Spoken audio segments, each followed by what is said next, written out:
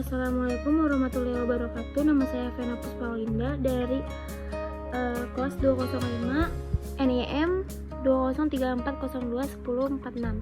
Saya ingin menjelaskan tentang studi kasus analisis implementasi penganggaran sebagai alat perencanaan dan pengendalian organisasi di PT DMI Surabaya.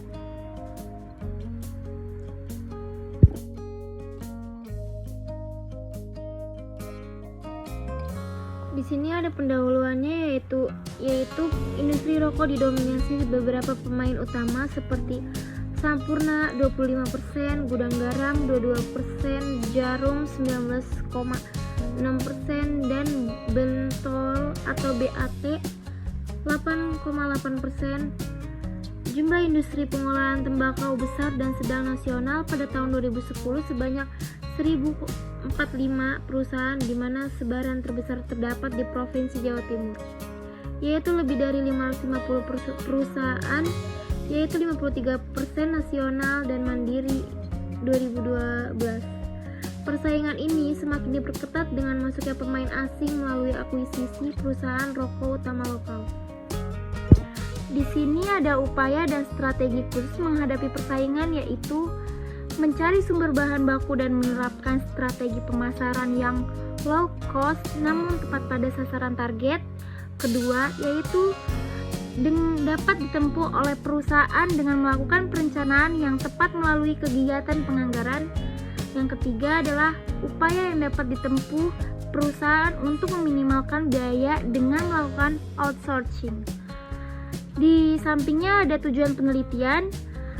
Dalam penelitian ini ditemukan beberapa kelemahan dari penganggaran yang diterapkan pada PT DMI Surabaya, yaitu belum adanya pemisahan anggaran yang bersifat rutin dan non-rutin. Oleh karena itu, penelitian bertujuan memberikan rekomendasi yang dapat diterapkan oleh badan usaha untuk memperbaiki kelemahan sehingga anggaran dapat digunakan sebagai alat perencanaan dan pengendalian. Slide selanjutnya di sini ada metode penelitian. Peneliti melihat implementasi penganggaran yang ada di dalam PT DMI Surabaya dan prosedur apa saja yang dijalankan dalam membuat masing-masing anggaran. Selanjutnya, peneliti melakukan analisis terhadap implementasi penganggaran yang ada, mulai dari fungsinya sebagai alat perencanaan, pengendalian, dan pengukuran kinerja serta kelemahan dari penganggaran yang diterapkan, dan memberikan rekomendasi atas kekurangan yang ada agar proses penganggaran dapat berjalan dengan lebih baik. Dan di sini pengumpulan data menggunakan metode wawancara dan analisis dokumen yang dilakukan secara langsung terhadap Regional Finance Supervisor atau yang disebut dengan RFS. Apa sih hasil dan pembahasannya? Di sini kan PT DMI Surabaya itu merupakan sebuah agensi rokok bidang jasa yang bekerja sama dengan perusahaan PT Hanjaya Mandala Sampurna dan membantunya untuk memasarkannya. Di dalam menjalankan tugasnya ini, PT DMI Surabaya itu diberikan target penjualan untuk setiap program yang dilakukannya. Salah satunya itu dengan cara membuat anggaran pada PT DMI Surabaya yang dibuat secara bulanan.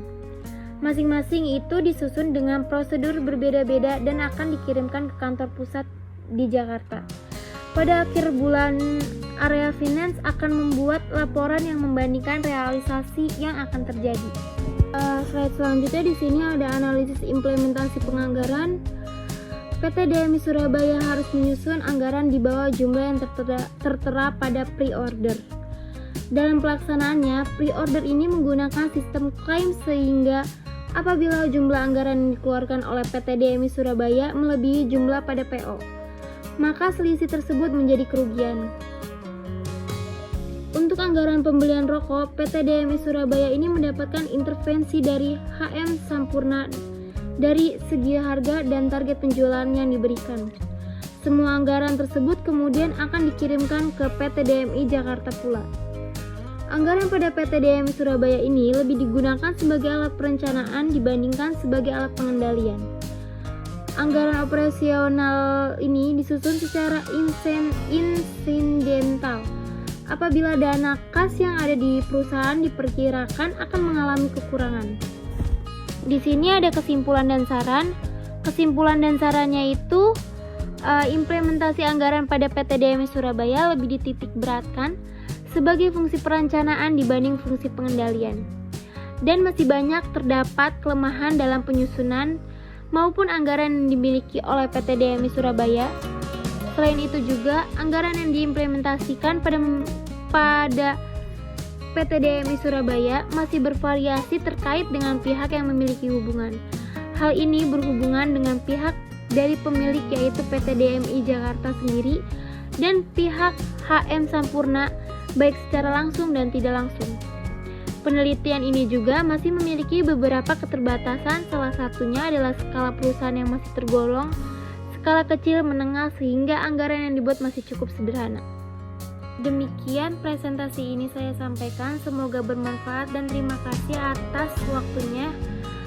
Dan saya ingin meminta maaf sebesar-besarnya atas kesalahan dalam penyampaian dan penulisan kali ini. Wabillahi taufiq wal hidayah. Wassalamualaikum warahmatullahi wabarakatuh. Terima kasih.